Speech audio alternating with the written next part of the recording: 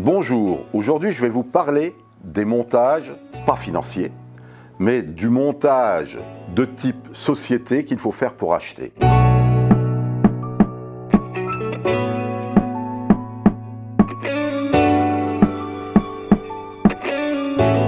Le temps est trop précieux pour qu'on puisse se permettre de le perdre.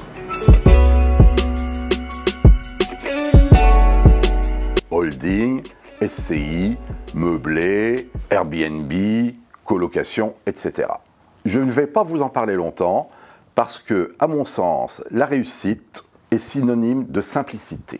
Le mieux, c'est d'être responsabilisé soi-même et d'acheter en nom propre. Car tout ce que vous achetez en nom propre pourra être transformé plus tard en société civile, revendu ou apporté à une holding, etc.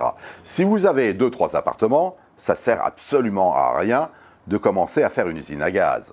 Allez-y gentiment, tout en nom propre, et ce sera beaucoup plus compréhensif pour le banquier qui va vous prêter.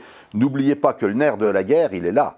C'est que la banque doit vous prêter de l'argent. Si vous commencez à arriver avec votre banque, avec un tas de papiers, un tas de sociétés qui s'engrangent et qui s'en mêlent les unes avec les autres, c'est pas bon du tout. Ça, c'est réservé à des super professionnels qui ont un patrimoine de plusieurs millions d'euros et qui vont donc, sur le plan familial, sur le plan économique, trouver une solution.